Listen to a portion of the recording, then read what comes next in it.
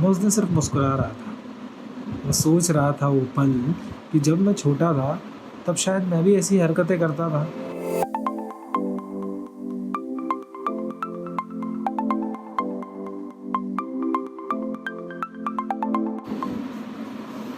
एक बड़ा छोटा सा किस्सा है ये। और ये किस्सा इस तरह का है कि किस तरीके से वक्त के साथ चीज़ें बदल जाती हैं, हालात बदल जाते हैं, लोग बदल जाते हैं और कई बार हम जो नज़रिए के साथ जो चीज़ों को देखते हैं वो भी बदल जाती हैं। ये किस्सा इस तरीके का है कि जब मैं छोटा बच्चा था, आज मैं सोचता हूँ ये बात कि जब मैं छोटा बच्चा था, क्योंकि मैं आज बच्चों को देखता हूँ तो वो खेलते रहते हैं, चिल्लाते रहते हैं, इधर उधर भागते रहते हैं, तो उनके माँ बाप बहुत परेशान होते हैं। परेशान इसलिए नहीं कि वो भाग रहा है या खेल रहा है, लेकिन वो जो चीज़ कर रहे होते हैं उसमें कहीं ना कहीं वो डिस्टर्ब हो जाते हैं, वो उसमें दिक्कतें पैदा करते हैं, क्योंकि उन्हें संभालना भी पड़ेगा।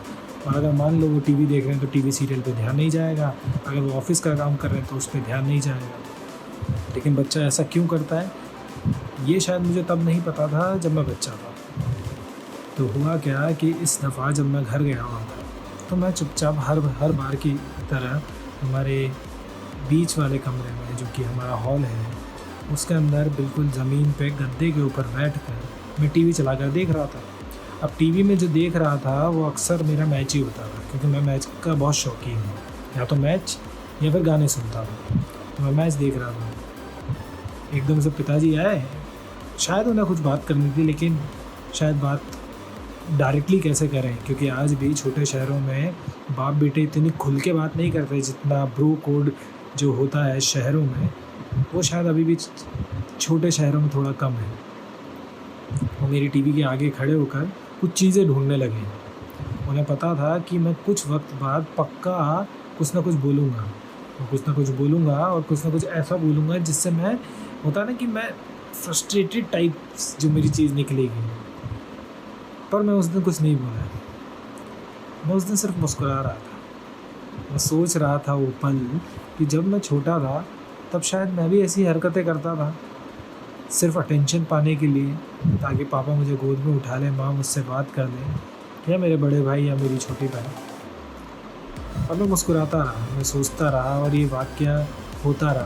पापा बहुत देर तक कुछ चीज़ ढूंढते रहे और मुझे ये पता था कि वो ज़्यादा कुछ जो चीज़ ढूंढ रहे हैं वो उन्हें मिल चुकी है, लेकिन फिर भी वो खड़े रहे। उन्होंने मेरी तरफ देखा भी, बस हमारी बात नहीं हुई शब्दों से, अल्फाजों से, लेकिन जो हमारी बात हुई वो दिल से हुई, वो जज्बातों से हुई।